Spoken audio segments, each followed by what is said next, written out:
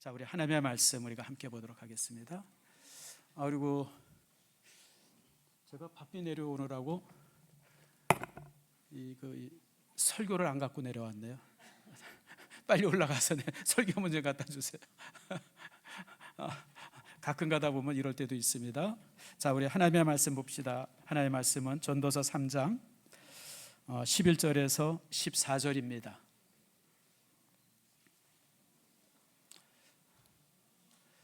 자, 11절에서 14절 말씀 교독하겠습니다. 하나님이 모든 것을 지으시되 때를 따라 아름답게 하셨고 또 사람에게는 영혼을 사모하는 마음을 주셨느니라. 그러나 하나님이 하시는 일의 시종을 사람으로 측량할 수 없게 하셨도다.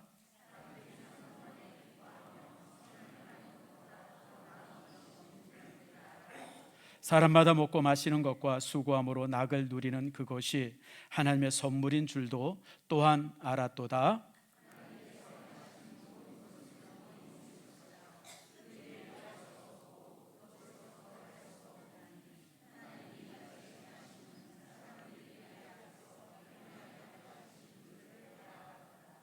아멘. 기도하겠습니다. 하나님 감사합니다. 주께서 사랑해 주셔서 오늘 우리 성도들 주의 전에 함께하며 귀한 말씀들을 함께 나눌 수 있도록 은총과 은혜 주심을 감사합니다.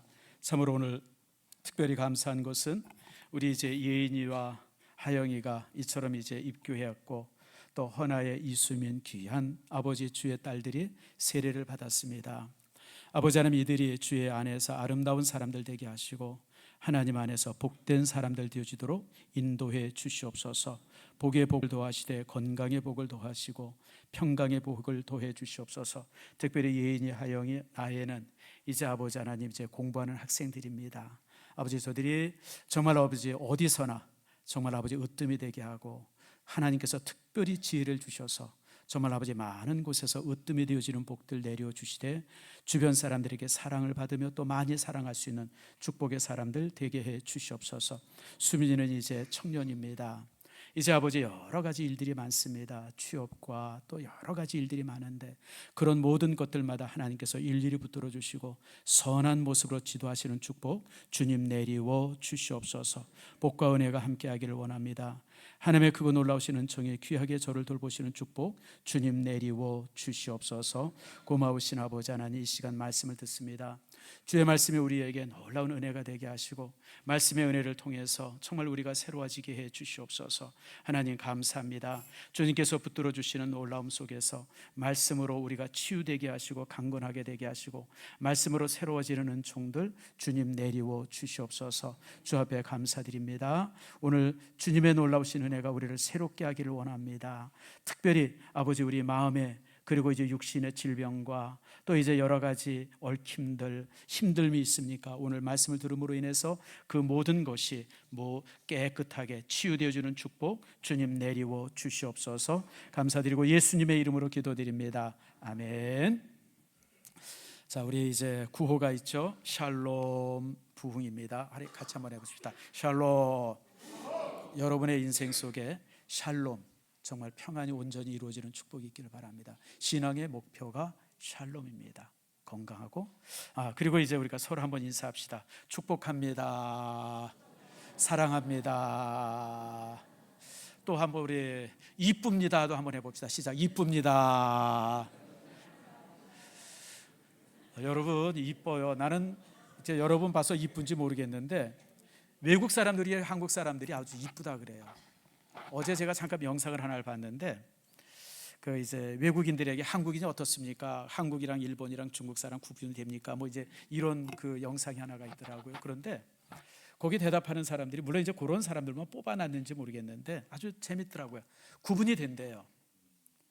한국 사람, 중국 사람, 일본 사람 보면 딱 구분이 된답니다. 구분이 되는 게 두 가지인데 첫 번째는 크대요. 한국 사람들이 키가 크답니다.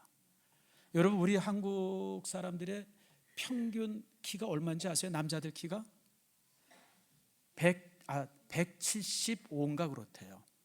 우리같이 짧은 사람들은 평균 키를 잡아먹는 사람들이니까 뭐 어떻게 죽든지 이민을 가든지 뭐 그래야 되고 그렇더라고요. 그러면서 이제 그 평균 키가 나오는데 일본 사람들은 한 170 키가, 중국 사람들이 168인가 그래가지고 우리 대한민국 사람들이 세계에서 그 신장이 16인가 그렇다 그래요. 20위권 아니에요.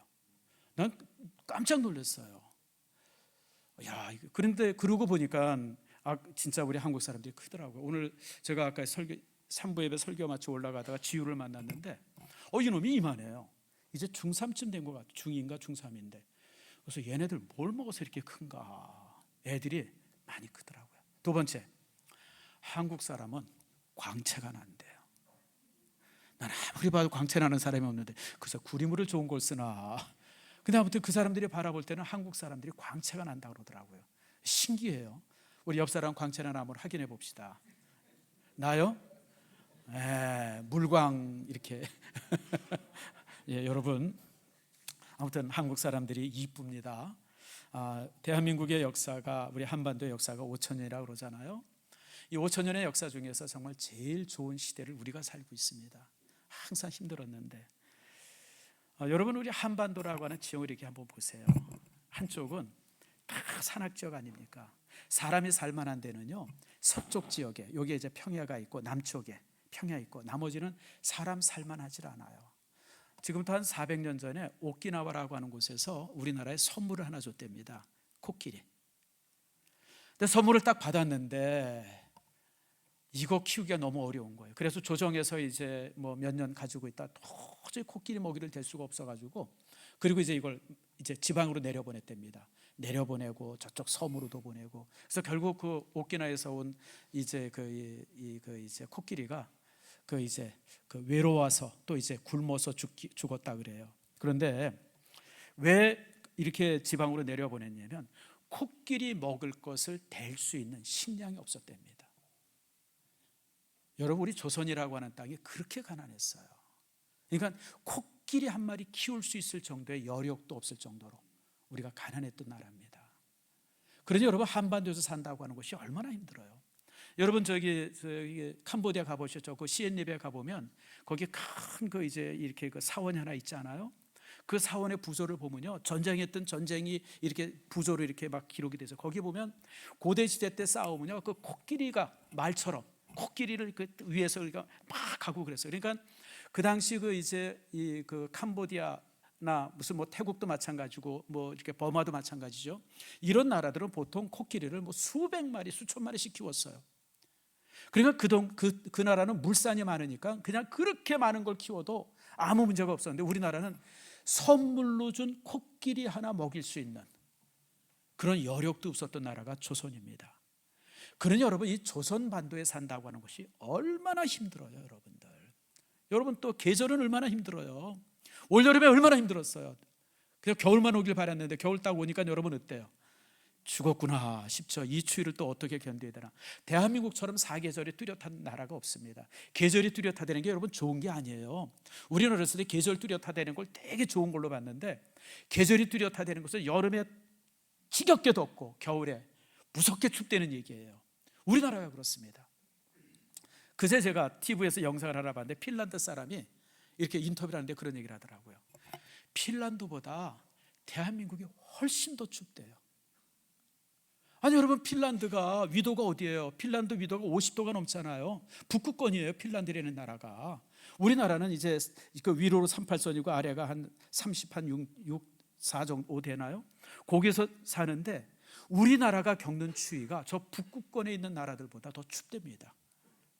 온도는 영하 한 15도 전후돼서 비슷한 것 같은데 느껴지는 추위가 훨씬 춥대요.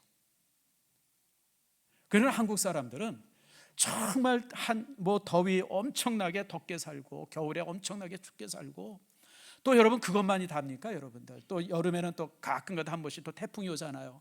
그동안 농사했던 거 그냥 싹 버리는 태풍도 오고 뭐 그것만 그렇습니까? 또 어떤 때 가뭄도 오고 정말 이 한반도에 산다고 하는 것 자체가 솔직히 얘기해서 저주였었어요. 그리고 그러면 그것만 그랬습니까? 전쟁은 또 얼마나 많았어요. 껄핏하면 북쪽에서 뭐 거란족 침입하죠. 그 다음에 몽고족 침입하죠. 뭐 그것만입니까? 또 무슨 뭐 이제 또 여진족들 침입하죠. 또 심지어는 남쪽에서 일본도 침입하죠. 동네북이었었죠. 그래서 여러분들 우리는 이런 한반도에서 산다고 하는 것이 어떻게 생각하면 정말 저주받은 민족인 것처럼 생각이 되어져요. 그렇잖아요, 여러분들. 너무 힘들잖아요, 산다고 하는 게. 여러분, 우리가 나물 많이 먹잖아요. 나물 왜 많이 먹는지 여러분 모르시죠? 3, 4월 되어지면 먹을 게 없어서 나물을 먹기 시작한 거예요. 그러니까 이제 여름에 농사 져서 이제 가을에 걷어가지고 그거 열심히 먹으면 이제 2월, 3월이 되면 양식이 다 떨어지는 거예요. 그럼 이제 어떻게 해야 돼요? 산에 올라가서 새순들 꺾어서 먹어야 돼요. 근데 여러분들, 산에 올라가서 꺾는 새순들이 이게 먹을만 해요? 다 독이 들었잖아요. 그래서 우리나라 사람들이 그 독 빼는 방법이 뭔지 아세요? 삶는 거예요, 여러분들. 왜 여러분들 이 나물들 할 때 물에다 삶고 삶은 거기에다가 여러분 소금 뿌려서 삶는지 아세요? 그게 여러분 독을 빼는 겁니다. 그래서 우리나라 사람들이 나물을 많이 먹는 거예요. 그러니까 대한민국 사람들이 다 비건이라고 그러죠. 채소 많이 먹고 이런 사람들, 그래서 그런 게 아니라 먹을 게 없어서 코끼리 한 마리 제대로 키울 수 있는 여력도 없는 나라가 조선이었었어요. 그런데 여러분들, 이런 곳에서 이렇게 살다 보니까 대한민국 사람들이 무지무지하게 강합니다. 여러분, 이민사를 이렇게 들여다보면요, 중국 사람들은 이민을 많이 하잖아요. 근데 중국 사람들은 이민하는데 위도가 있어요. 남쪽, 북쪽에 있어서 이 온대 지방, 열대 온대 지방에서만 중국 사람들이 이민하죠. 그 이상은 못 올라갑니다. 못 올라가요. 추워서 못 살아요. 일본 사람들도 이민을 많이 가는데 일본 사람도 그렇습니다. 근데 한국 사람들은 어딜 갖다 놔도 버티고 살아요. 사우디의 그 사막에 갖다 놔도 거기 가서 버티고 살고, 온대 지방에서 너무너무 잘 살고. 그 다음에 여러분, 제가 벌써 한 10여 년 넘은 것 같은데, 예전에 무슨 자랑스러운 한국이니까 이런 프로가 있어서 여러분 한번 제가 소개했던 것 같은데, 알래스카에서 가장 북쪽에 도시가 하나 있는데 거기가 보통 이 겨울이 되면 영하 60도까지 내려간답니다. 거기 택시회사 사장을 한국 사람이 하더라고요. 나 깜짝 놀랐어요. 아니 세상에, 거기가 어디라고.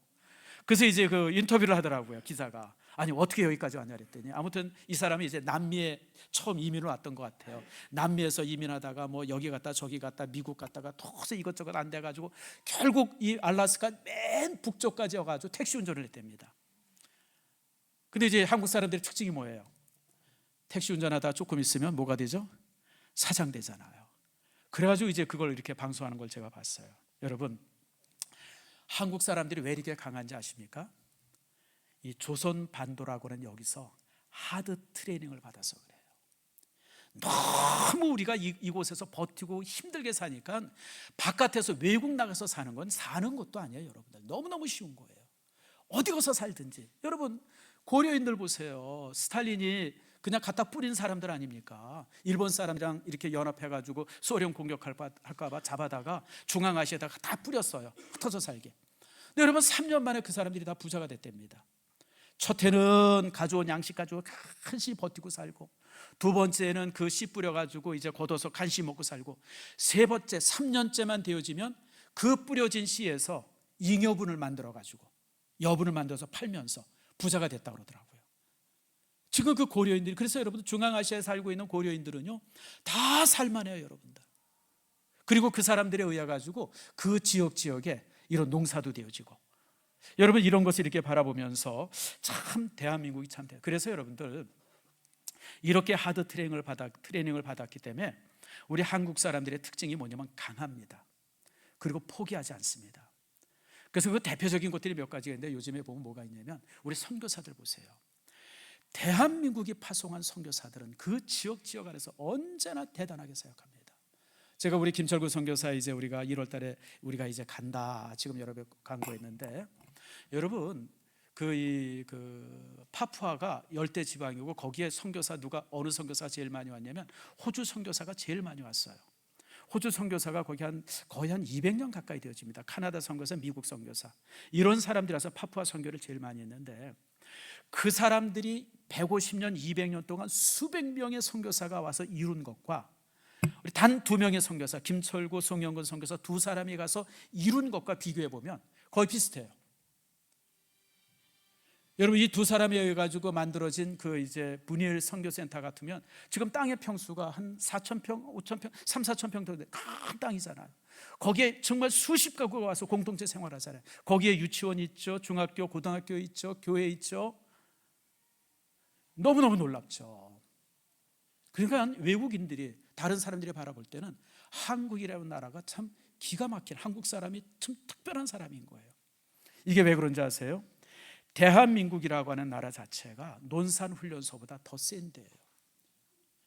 대한민국에서 살면서 버티고 살았던 사람은 여러분 유격 훈련 받은 사람과 똑같은 겁니다. 어딜 갖다 놔도 잘 살아요. 어딜 갖다 놔도.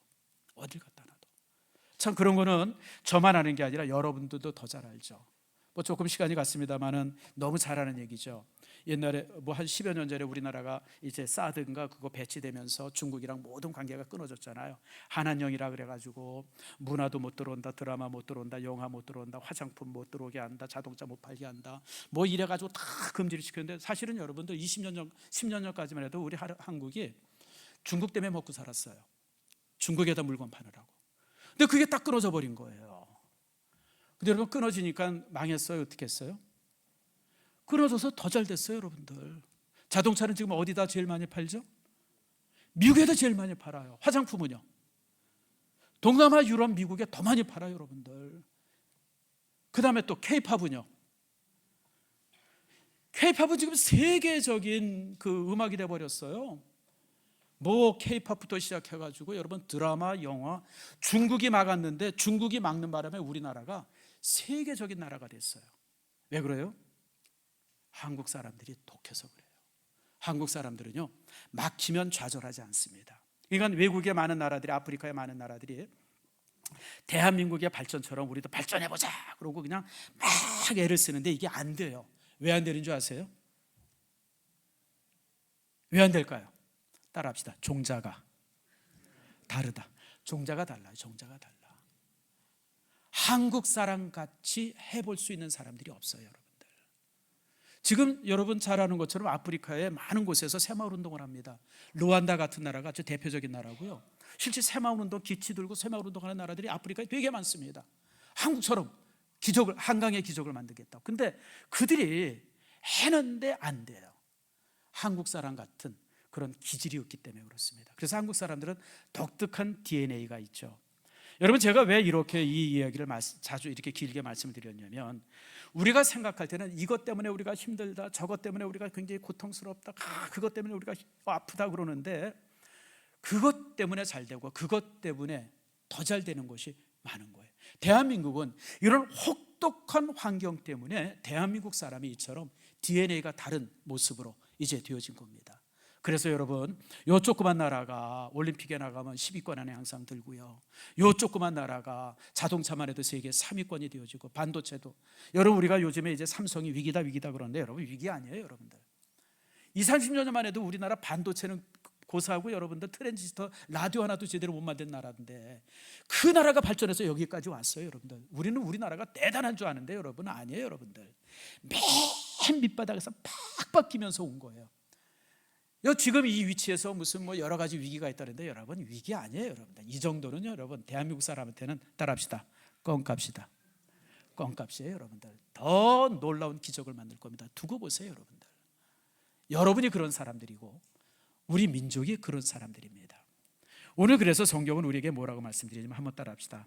하나님께서 모든 것을 지으시되 때를 따라 아름답게 하셨고, 여러분 우리는 그것이 저주다, 힘들다, 고통스럽다, 그것 때문에 그런데 여러분 아니에요. 여러분들 그것이 모든 것이 아름다워요.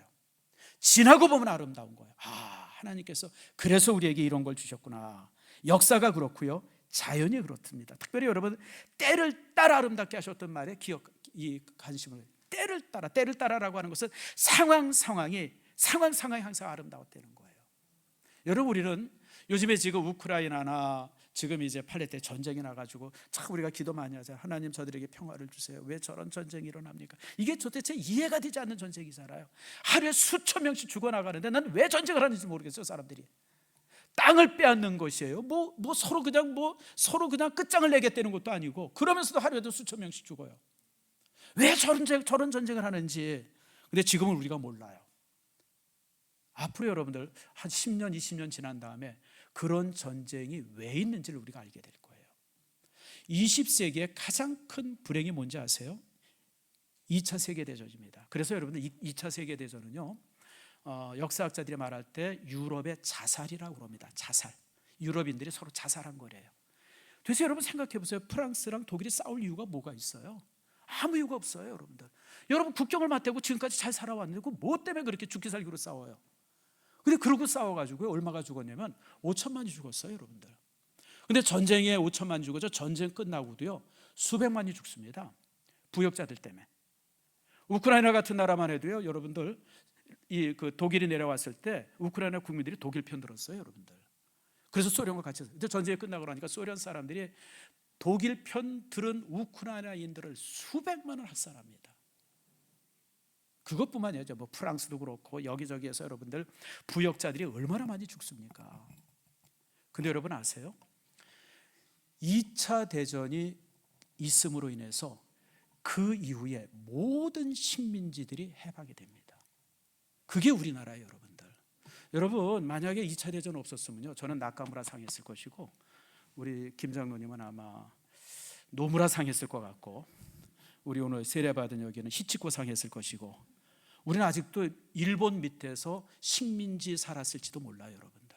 그 당시 여러분 일본의 힘은요 얼마나 막강했는지 모릅니다. 근데 2차 대전의 망함으로 인해 가지고, 그래서 여러분 2차 대전이 끝나고 나서 대부분의 아프리카 국가들, 동남아시아 국가들이 해방됩니다. 식민지에서. 인도도 그때 해방이 됐고요. 동남아시아 수많은 나라들도 2차 대전 끝나고 해방이 됐습니다. 아프리카는 더더욱 그랬었고요. 우리나라도 마찬가지고. 그래서 여러분들 2차 대전은 유럽인들에게는 재앙이었었지만 유럽 외의 모든 나라에서는 사실은 축복이었었어요. 이게 여러분들 모든 것이 아름답다고 하는 것이 이거예요. 하나님께서는 어떻게 우리 인간의 눈으로 볼 때는 어떻게 저런 일이 있을까 싶은데 지나온 역사를 바라볼 때 그 속에 하나님의 정말 놀라운 섭리가 담겨 있었다고 하는 것을 보게 되어져요. 자연도 똑같습니다. 여러분 우리가 자연을 바라볼 때 이런 것이 우연인 것 같고 저건 좀 없었으면 좋을 것 같다 뭐 이런 것들이 있는데 여러분 그러면 안 된대요. 제가 이렇게 재밌어서 한번 좀 찾아봤는데요. 여러분 매년 뱀으로 인해서 죽는 사람들의 숫자가 한 10만 정도 됩니다. 난 놀랐어요. 뱀에 물려서 죽는 사람이 매년 한 10만 된답니다. 많이 죽죠. 우리나라는 뭐 뱀에 물려서 죽은 일은, 그리고 여러분 개한테 물려서 죽는 사람도, 광견병으로 죽는 사람들이 한 5, 6만 된답니다. 제가 터키에 성지순례 가서 보니까 터키에 들개들이 이렇게 많더라고요. 우리 이제 조지사님도 생각이 날 것 같은데 개들이 이렇게 많은데 개들 귀에 구멍을 뚫어서 뭘 하나 항상 붙여놨어요. 그래서 저게 뭔가 그랬더니 나 물어봤더니 그게 광견병 주사 맞았다는 표시랍니다. 광견병 주사 맞은 개들은, 왜냐하면 워낙 들개들이 많으니까 물리고 나면 내가 이제 이게 혹시 광견병 걸릴까 안 걸릴까 겁나잖아요. 그래서 그런 걸 다 붙여놨더라. 근데 그렇게 해서 광견병으로 죽는 사람들이 1년에 여러분 그렇게 많답니다. 5, 6만 정도 된대요.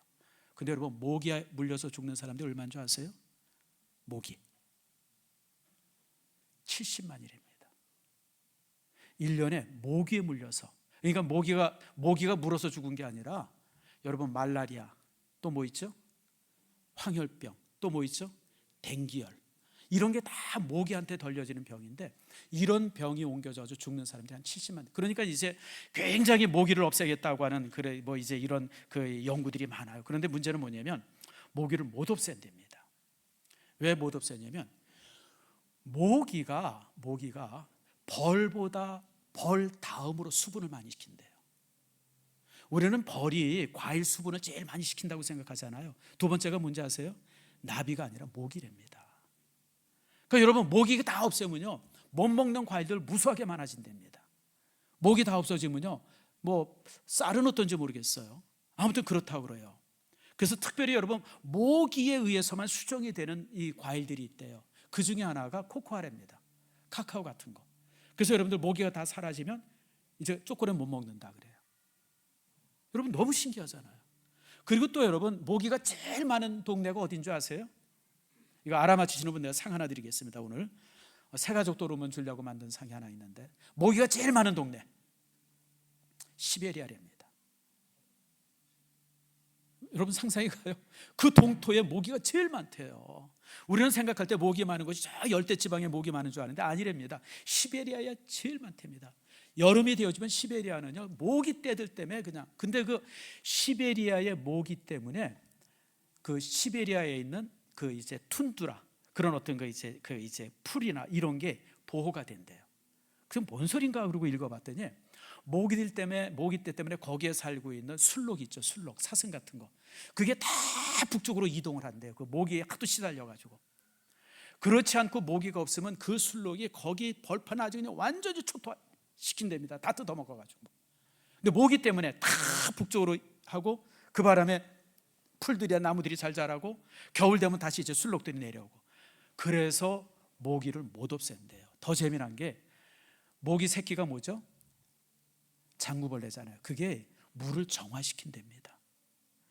근데 모기들 보면 여러분 모기 유충들이 얼마나 더러운 데 살아요. 여러분들이 바라볼 때 그냥 아이고 끔찍해, 생긴 것도 참 진짜 이상하게 생기고 더럽고 지저분. 근데 여러분 거기에 살면서 이 장구벌레들이 수질을 정화시킨대요. 얼마나 놀라워요 여러분들.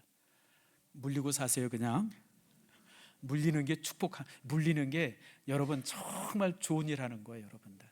그래서 학자들 간에 모기를 없애자, 싸그리 박멸시키자 뭐 이런저런 얘기하다가 아이고 모기 없애면 안 된다 싶어가지고 모기를 없애지 않고 그냥 놔둔답니다. 그저 기피제나 만들고 그저 집에서 이렇게 에어로졸 같은 거나 만들어서 모기 이제 못 들어오게 하고 그냥 놔둔다 그러죠. 그래서 성경은 이렇게 말합니다.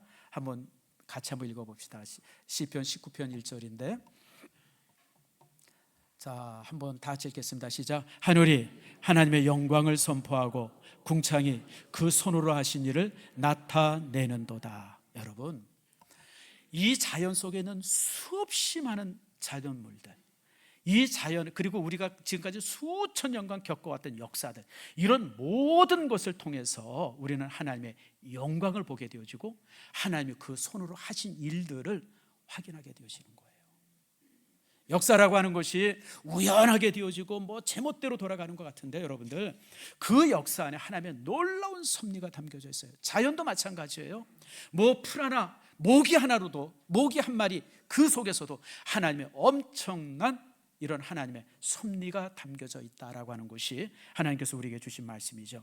그러면서 이제 또 우리에게 주신 말씀이 시편 139편 13절입니다. 자, 우리 한번 같이 볼까요? 시작. 주께서 내 장부를 지으시며 나의 모태에서 나를 조직하셨나이다. 그런 자연의 모든 것 중에서 인간이 가장 아름답다는 거예요.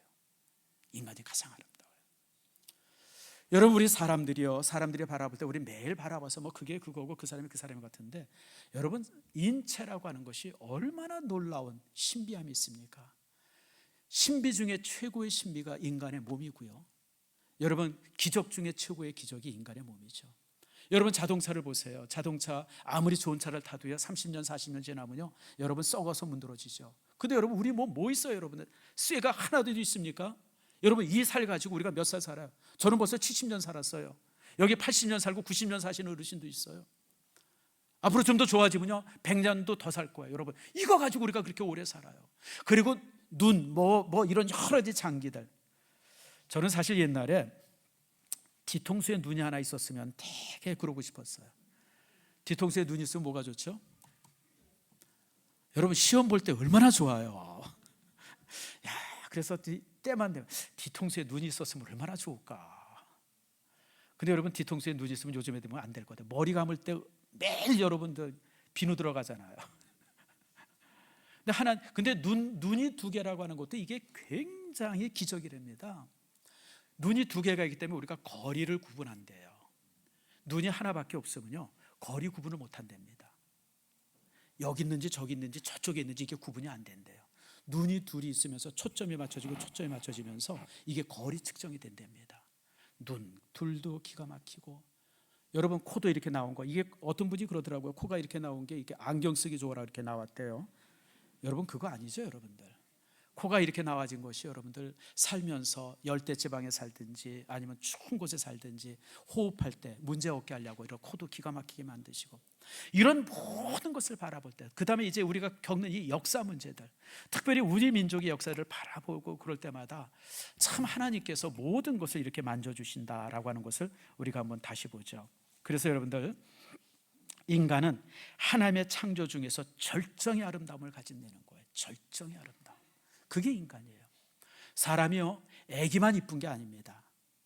어른도 이쁘고요, 나이가 들어도 이뻐요. 그 전에 저는 나이가 들면, 할아버지가 되어지면 아이고 추하다 생각했는데 그게 아니더라고요. 예전에 한번 TV 프로 재미난 게 있었어요. 꽃보다 뭐죠? 할배.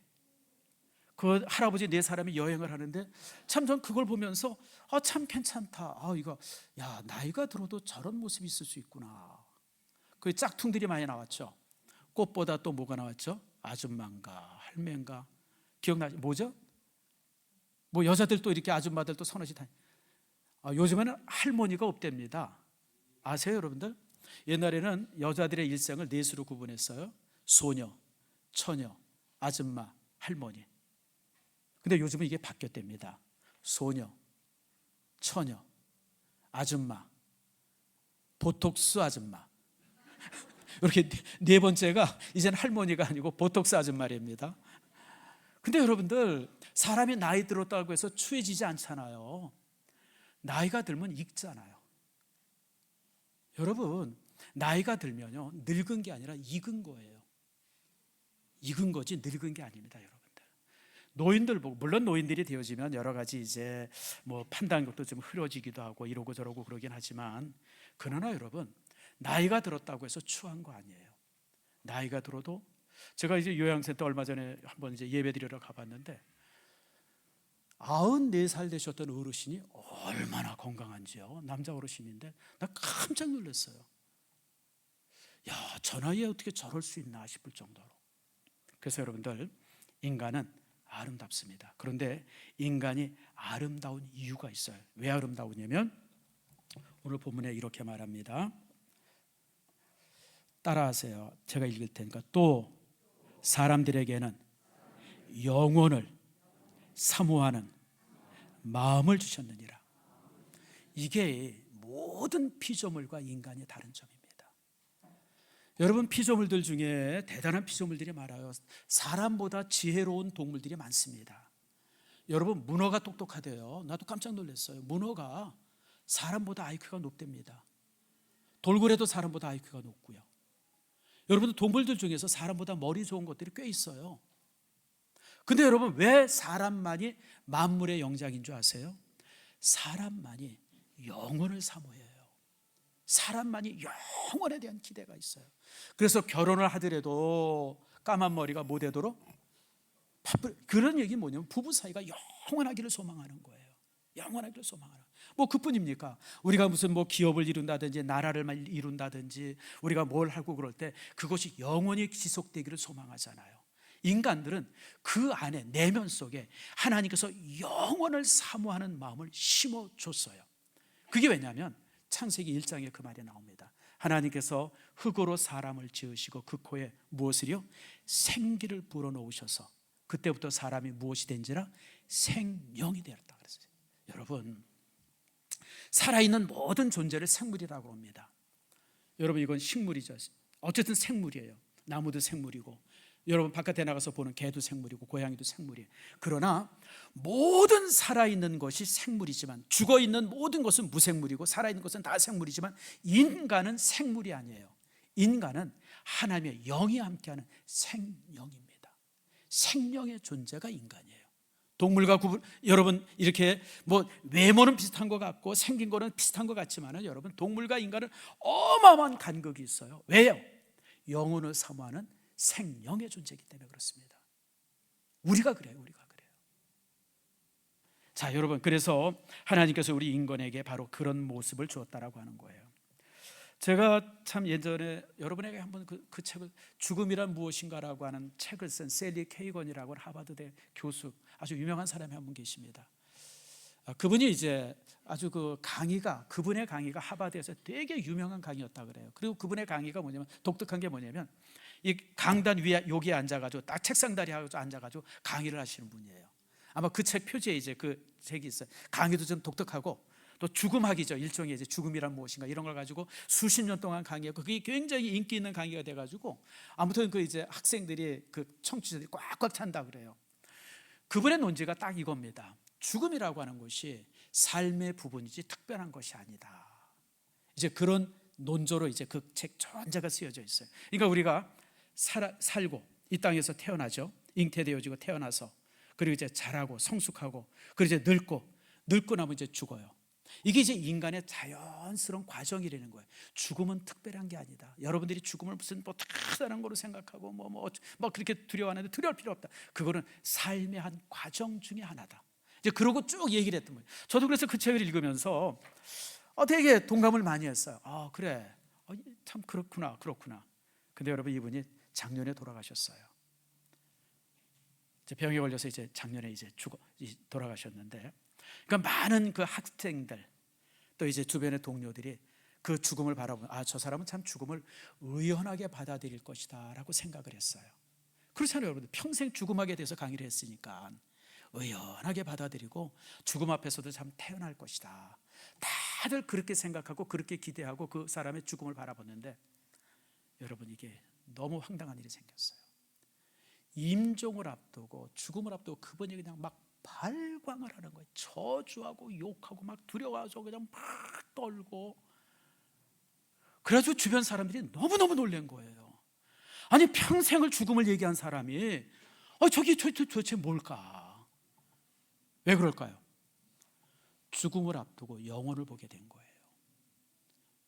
많은 사람들이 죽음 앞 살면서 영혼을 위해서 준비하고 살자니까 기독교인들은 죽음 앞에 초연하잖아요. 근데 여러분 이 사람은 그런 거 없이 그냥 평생 강의만 하고 살고 그러면서 뭐 죽음이 아무것도 없다고 그러면서 그냥 아무튼 담대하게 생각해 그러고 그 강의를 했는데 막상 죽음이 눈앞에 보니까 영원한 세계가 알게 된 거예요. 죽음 위에 자기가 받아야 될 고통을 보게 된 거예요. 지옥을 보게 된. 그러니까 그 죽음의 현장 앞에서 막 발광을 하다가 그러고 죽었대요. 여러분, 영혼이라는 세계가 내가 부인한다고 없어지는 것 아니에요. 내가 없다고 주장했다고 해서 영혼의 세계가 사라지는 것 아닙니다. 그러면 얼마나 좋겠어요? 아니에요, 여러분들. 그래서 많은 불신자들이요 죽음 앞에서는 그렇게 두려움에 떨고 공포에 떨다가 그러고 죽습니다. 여러분 지금까지 아주 유명한 불신자들이 얼마나 많습니까? 뭐 기독교에 대해서 아주 그 기독교를 정말 아주 형편없는 종교라고 그냥 폄하하고 뭐 하나님 없다고 그러고 천국이 어딨냐 그러고 성경 부여 이러던 사람들이요 마지막 순간에는 그렇게 죽음 앞에서 절규하고 죽었어요. 심지어는 셀리 케이건처럼 죽음학을 평생 강의하던 사람이 그러고 죽은 겁니다. 여러분 영혼의 세계는 부인한다고 없어지는 게 아니에요. 그래서 오늘 성경은 바로 이런 영원한 세계를 소망하는 사람들은 어떻게 살아야 하는 네 가지 법칙을 우리에게 알려주십니다. 삶의 패턴이에요. 인생을 아름답게 살 수 있는 방법이 있어요. 첫 번째 방법이 뭐냐면 자 본문에 보세요. 12절 말씀 보세요. 사람들이 사는 동안에 기뻐하며 따라합시다. 기뻐하며 다시 말해 우리가 살면서 행복을 위해서 살려는 겁니다. 어떤 목적을 정해가지고 그 목적을 이루려고 그냥 행복도 뒤로하고 가족도 뒤로하고 친척도 뒤로하고 형제도 뒤로하고 그냥 막 목적 이루기 위해서 살려고 그러지 말고 행복을 위해서 살려는 거예요. 행복하기를 위해서 살려는 거예요. 여러분 우리 인생에 있어서 가장 첫 하나님께서 우리에게 주어진 축복이 뭐냐? 행복이에요. 행복하게 살아라.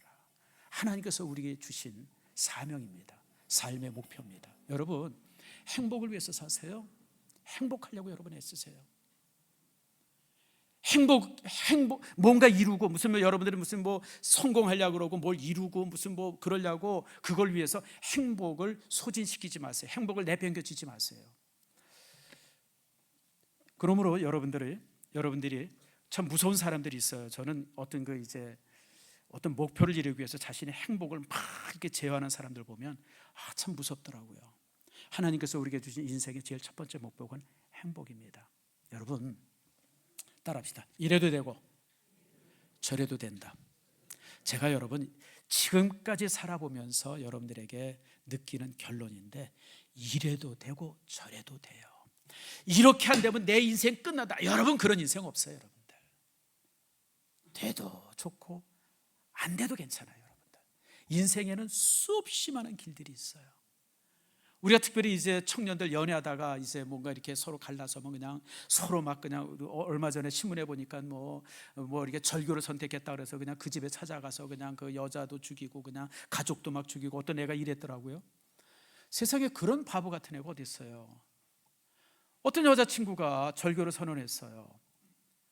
얼마나 감사해요, 여러분들. 왜 감사해요?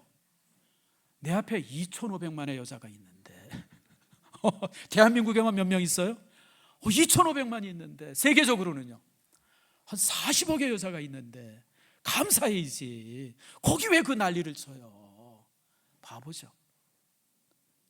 여러분, 제가 살아보니까요, 꼭 이렇게 하면 되는 것 같이 생각했던 것들이 참 많은데 그렇지 않더라고요. 하나님께서 우리에게 주신 삶의 기회는 무수하게 많습니다. 따라합시다. 이래도 되고 저래도 된다. 여러분, 대학 붙어도 되고 여러분 안 붙어도 돼요. 여러분, 세계적인 이 재벌들 중에 4년제 대학 나온 사람들 몇이나 있어요? 정주영이 대학 나왔어요? 그분은 초등학교도 안 나오는 걸 알아요, 여러분들. 물론 재벌 중에 대학 나온, 여러분 뭐 그런 분들 많죠. 앨런 머스크 대학 나왔어요? 나 중퇴자로 알고 있는데.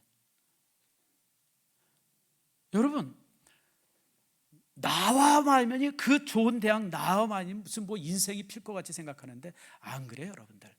붙으면 감사하고 떨어지면 또 다른 길이 있나 보다. 찾으면요, 내 앞에 수없이 많은 길들이 있어요. 그래서 여러분들, 첫 번째가 행복을 위해서, 두 번째가 있어요. 두 번째가 12절 후반절인데, 선을 행하는 것보다, 따라합시다, 선을 행하는 것보다 더 나은 것이 없는 줄을. 선을 누구에게 행하여? 이웃에게. 이 얘기는 뭐냐면, 내 행복을 위해서 다른 사람을 이렇게 나쁘게 하면 안 된다는 거예요. 우린 종종 자신의 행복을 쟁취하기 위해서 다른 사람들에게 피해를 주고 다른 사람들을 악하게 하고 다른 사람들을 힘들게 할 때가 많아요. 그렇죠, 여러분들? 많은 사람들이 그렇게 살잖아요. 그게 아니라 내가 행복을 원한다 그러면 다른 사람들도 행복해야 된다는 거예요. 내 행복을 위해서 다른 사람을 희생시키지 말라는 거예요. 그게 선을 행하려는 거예요. 여러분, 내가 행복하기 위해서 누가 제일 행복해야 돼요? 우리 남편들. 자신이 행복하려면 누가 더 행복해야 돼요? 아내가 행복해야 돼요. 여러분, 아내가 행복하지 않은데 어떻게 내가 행복해요? 우리 제일 마음에 드는 사람, 우리 김 장로님. 자신의 행복을 위해서 낙원사 팍팍 질바보면 돼요, 안 돼요? 이 집이 보면 낙원사 중심 집이에요. 근데 여러분, 김 장로님 왜 그런지 아세요? 아내가 행복해야 자신이 행복하는 걸 알아요. 그렇잖아요, 여러분들. 근데 우리 대부분의 사람들이 이 원리를 몰라요. 내가 행복하기 위해서 자식도 희생하고 남편도 희생하고 막 주변의 사람들을 희생시켜요. 근데 여러분, 그게 행복이 됩니까? 더 불행해지죠. 그래서 선을 행한다고 하는 것이 바로 무슨 뜻이냐면, 내 행복을 위해서 타인을 희생시키면 안 돼요. 그 타인의 제일 첫 번째가 여러분 배우자입니다. 두 번째가 누구예요? 자녀들이에요. 여러분, 자녀들을 행복하게 하세요. 그래야 여러분의 삶이 행복합니다. 그리고 내 가족, 친척들, 이웃들, 여러분 동료들, 이런 사람들이 행복해야 돼요. 그래야 내가 행복해지는 겁니다. 그래서 하나님께서는 따라합시다. 타인에게 선을 행하라. 그래서 선을 행하려는 거예요. 왜냐하면 그가 행복해야 내가 행복하기 때문에 그래요. 그리고 세 번째가 13절입니다. 자, 13절 말씀을 같이 한번 읽어봅시다. 시작. 사람마다 먹고 마시는 것과 수고함으로 낙을 누리는 그것이 하나님의 선물인 줄도 또한 알았도다. 이게 무슨 뜻이냐면, 우리는 먹고 노는 것을 되게 소망하죠. 재산 많아가지고 집에서 그냥 아무것도 안 하고 그냥 막 그냥 전화만 딱 하면 먹을 거 오고 그냥 그냥 하루 종일 쉬면서 그냥 여행 다니면서 그냥 온천 다니면서 그러고 살고 싶다. 따라합시다. 불행이다. 그게 불행이에요. 아세요? 땀 흘리면서 사는 것이 인생은 행복한 겁니다. 그리고 그것이 하나님의 선물입니다. 그게 하나님의 선물이에요. 여러분, 놀고 먹는 것이 축복이라고 생각하지 마세요. 놀고 먹는 것은 불행한 겁니다. 인생은 일하라고 만들어진 존재입니다. 일하라고 만들어진 존재예요. 여러분, 자동차도 보세요. 자동차도 잘 굴리면요 30년 40년 쓰는데요, 가만히 세워두면요 10년 지나면 못 씁니다. 인생도 똑같습니다. 우리 몸도 똑같아요. 열심히 일하고 이런 사람들이 여러분 80, 90, 100살 살죠. 집에서 펑펑 놀고 텔레비전만 보는 사람들은요 얼마 못 삽니다. 왜냐하면 사람의 몸의 구조가 땀 흘리도록 되어 있기 때문에 그래요. 땀 흘리는 것이 축복. 그래서 땀 흘리면서 살라고 하는 이 말에 이제 구체적인 의미는 뭐냐면 인생을 낭비하지 말라는 거예요. 하나님께서 여러분에게 준 시간들을 낭비하지 마세요. 여러분, 좋은데, 옳은데, 바른데, 여러분이 할 수 있을 만한데 그런 데 사용하세요. 물론 나이가 이제 70 넘고 80 넘으면 아파트 경비원으로도 안 써줍니다. 근데 여러분 꼭 기억하세요. 돈 버는 것만이 일이 아니에요. 여러분, 70 넘은 사람들을 누가 돈 주는 일 했습니까? 아무도 안 쓰죠. 70 넘어서 뭐 돈 주는 일 찾아다니는 거는 여러분 내가 볼 때 어리석은 사람. 물론 생활이 어쩔 수 없어서 그렇다면 할 수 없지만 70 넘어서 할 수 있는 일이 뭐예요? 많잖아요. 뭐 손주 돌본다든지 뭐 청소한다든지 다니면서 돈 받는 게 아니죠. 여러분들, 우리 교회도 이렇게 보면요, 어르신들이 뭐 낮에 이렇게 점심 먹고 오셔가지고 주변에 깨끗이 청소하세요. 담배 꽁초도 두시고 지저분한 거 다 닦기도 하시고. 그러니까 항상 교회 근처가 청결해요. 실제 우리 교회 주변이 장항동에 이제 이렇게 일하는 사람들이 일종의 정류장이에요. 그러니까 항상 지저분해요. 그래서 담배 뭐 이런 거 저런 거. 우리 교회도 이제 일종의 이제 그런 역할들을 많이 해요. 근데 여러분, 항상 교회 주변이 깨끗한 이유가 뭔지 아세요? 그런 분들이 오셔서 조금 낮에 오셔서 교회 주변 깨끗이 하고 청소하고 들어와서 이런 거 저런 거 만져주시고. 여러분, 바로 그거예요. 인생은 돈을 버는 일만이 일이 아니에요. 내가 땀 흘릴 수 있다 그러면 그게 다 가치 있는 일이에요. 아멘 하십니까? 그렇게 사세요. 여러분들, 인생을 그렇게 살아야 돼요. 그것이 인생을 낭비하지 않는 겁니다. 그리고 이제 마지막에 한마디 더 있어요. 저 14장 후반절인데 한번 따라하세요. 그의 앞에서 경외하게 하려 하심인 줄을. 하나님을 경외하면서 살려는 거예요. 경외라고 하는 말의 뜻은 두려워한다는 것입니다. 경외가 두려워하는 거예요. 하나님을 두려워하면서 살려는 거예요. 내 직장 상사가 두려운 것이 아니라 뭐 다른 사람이 두려운 것이 아니라 누가 두려워요? 하나님이 두려워요. 왜 두려워요? 우리가 하나님 앞에 서야 되기 때문에 그래요. 언제? 죽은 이후에 주님 하나님 앞에 서야 되잖아요. 그 앞에 서야 되기 때문에 우리는 매 순간을 하나님을 두려워하면서 살려는 거예요. 내가 하나님 앞에 섰을 때 부끄러움이 없고, 내가 하나님 앞에 섰을 때 정말 칭찬들, 착하고 충성된 종아 잘하였도다라고 칭찬 들을 수 있는 그런 모습으로 살려는 거예요. 그것이 영혼을 바라보는 인생의 아름다운 삶의 모습이 되어지는 겁니다. 사랑하는 성도 여러분, 말씀을 맺습니다. 오늘 여러분들 이렇게 오셔서 조금 예배 시간이 조금 길어졌네요. 미안합니다. 그러나 여러분들 오늘 이제 들었던 말씀들 잘 기억하세요. 인생이라고 하는 것이 여러분 2번 인생을 살 수 있다 그러면 얼마나 좋겠어요. 인생은 2번의 기회가 없습니다. 1번의 기회밖에 없는 게 인생의 잔인함이에요. 내가 잘하든지 잘못하든지 실패하든지 성공하든지 내게 주어진 기회는 단 1번입니다.